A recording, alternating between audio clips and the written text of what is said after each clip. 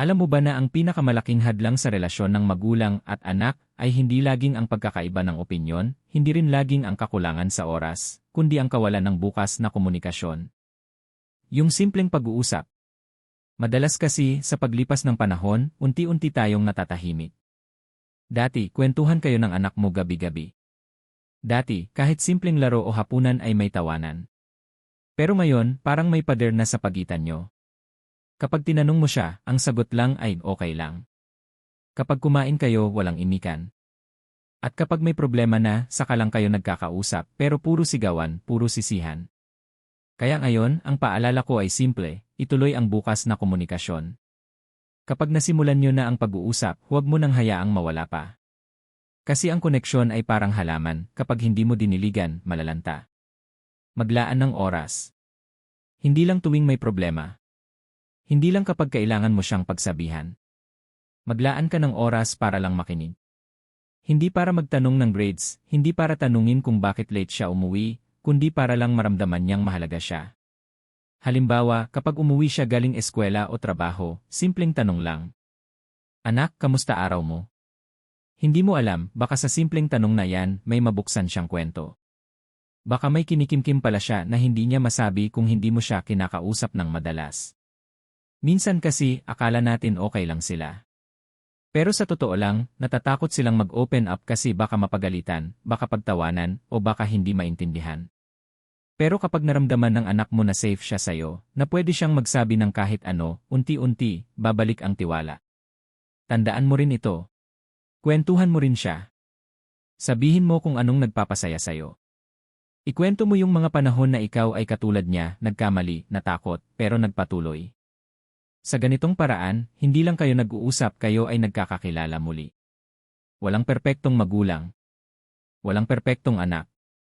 Pero kung may bukas na komunikasyon, may pag-asa kayong maghilom ng sugat, magtawanan muli, at magsimula ng bagong relasyon, bilang magkaibigan, hindi lang bilang magulang at anak. Kaya bago matapos ang araw na ito, subukan mong lapitan siya. Kumustahin mo. Huwag mong hintayin may problema bago kayo magkausap. Dahil sa bawat simpleng tanong, sa bawat taos-pusong pakikinig, unti-unti, na itatayo muli ang tulay na dati nasira. At yan ang tunay na lakas ng komunikasyon, hindi lang salita, kundi koneksyon. Kaya ngayon pa lang, itanong mo na, anak, kamusta araw mo? Baka ito na ang simula ng mas malalim niyong ugnayan. Part 2. Iparamdam sa kanya na pinagkakatiwalaan mo siya, tiwala bilang susi sa pagrespeto at responsibilidad. Isa sa pinakamalalim na pangangailangan ng isang anak, lalo na kapag lumalaki na, ay ang maramdaman niyang pinagkakatiwalaan siya ng sariling magulang. Kapag nararamdaman ng anak mo na may tiwala ka sa kanya, hindi lang siya nagiging masaya, nagiging mas responsable siya. Bakit? Dahil ang tiwala ay parang ilaw.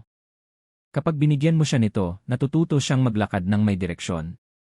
Pero kapag binantayan mo siya sa bawat hakbang, nauubos ang kanyang kumpiyansa. Parang sinasabi mong, hindi mo kaya mag-isa.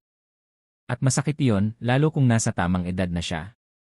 Kaya mahalagang iparamdam mo ang tiwala. Hindi ito nangangahulugang pabayaan siya. Iba ang pagpapabaya sa pagbibigay ng espasyo.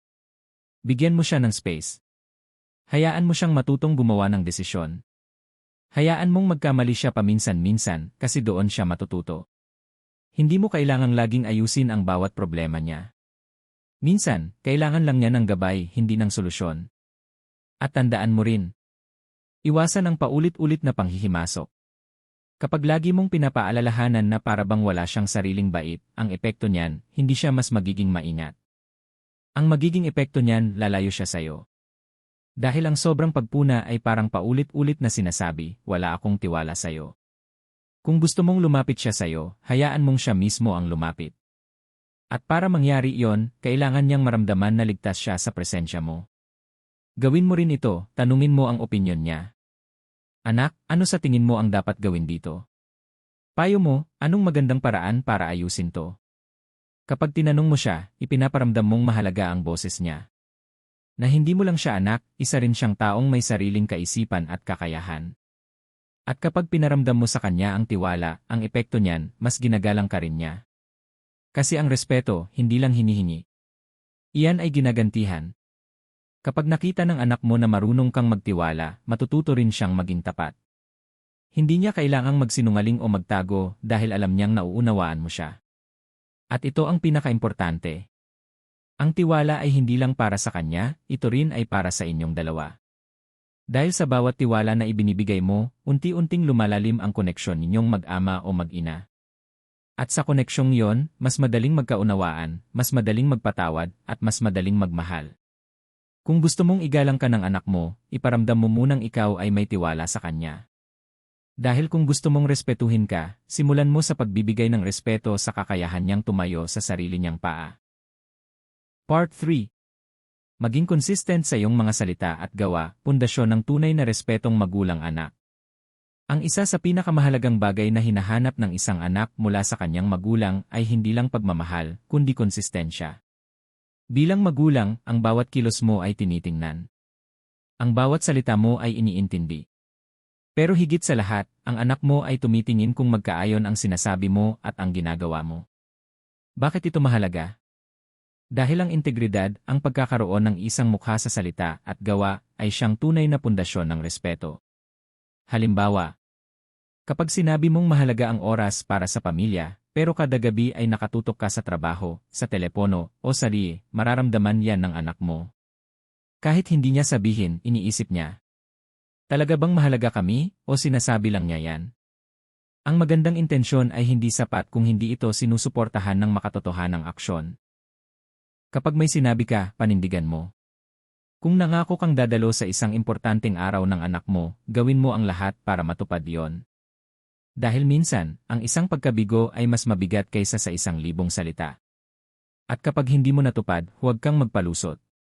Aminin mo ang pagkakamali.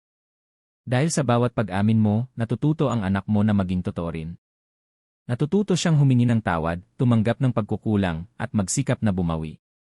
Hindi mo kailangang maging perpekto bilang magulang. Pero kailangan mong maging tapat. Tapat sa salita mo. Tapat sa pangako mo.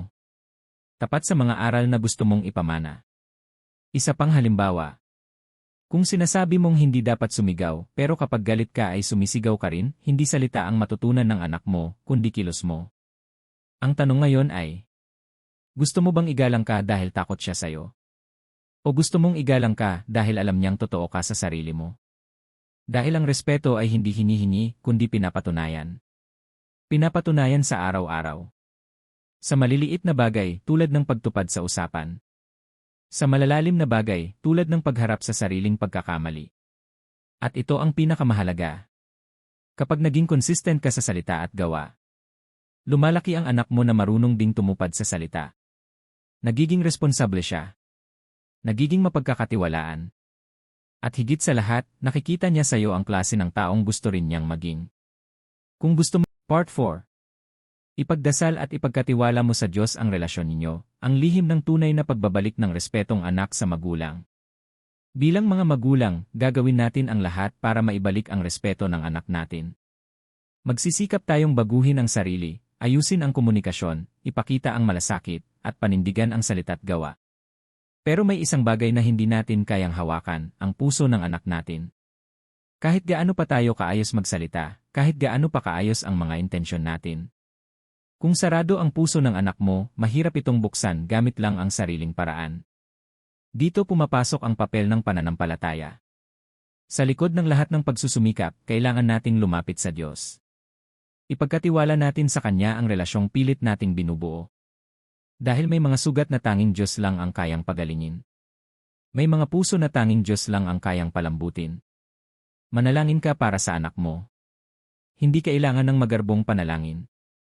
Hindi kailangan ng mahahabang salita. Ang kailangan lang ay isang tapat na puso. Sabihin mo sa Diyos ang lahat ng hinanakit mo. Sabihin mo ang mga takot mo na baka tuluyan kang layuan ng anak mo. Sabihin mo rin ang pag-asa mo na balang araw, muling mabubuo ang relasyon nyo. Ipagdasal mong lumambot ang puso ng anak mo. Na matutunan niyang unawain ang pagmamahal mo. Na kahit hindi mo palaging nasasabi, naroon pa rin ang pag-aruga mo.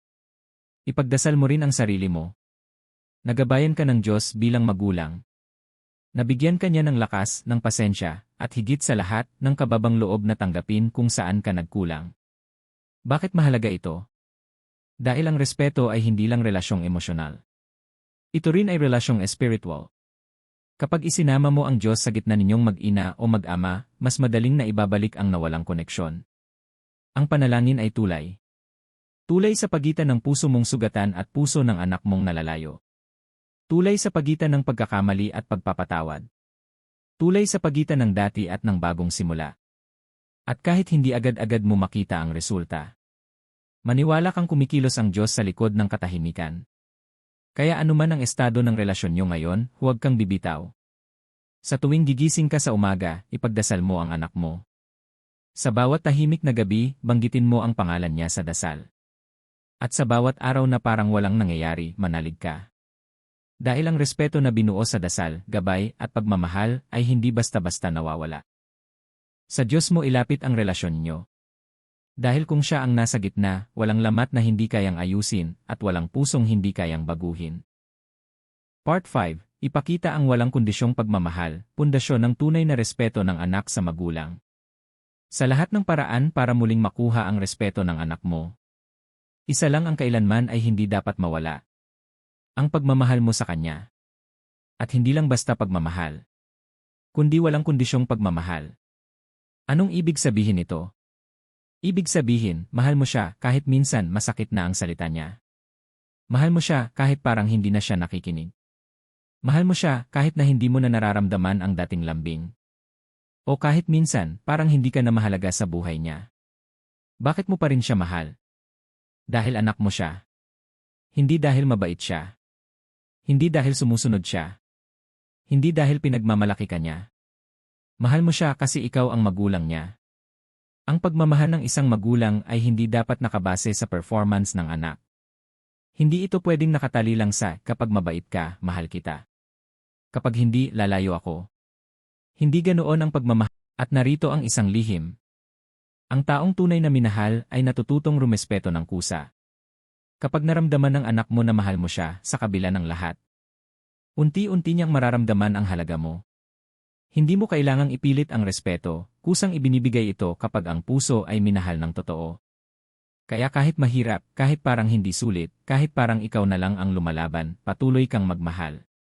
Dahil balang araw, makikita niya ang halaga ng pagmamahal mong hindi sumusuko. At sa araw na iyon, babalik din ang respeto, kasama ng mas malalim na koneksyon sa inyong dalawa. Sa huli, ang pagmamahal na walang hinihinging kapalit ang pinakamakapangyarihang paraan para muling mabuo ang respeto ng isang anak sa kanyang magulang. Hindi mo kailangang maging perpektong magulang para makuha ang respeto ng anak mo.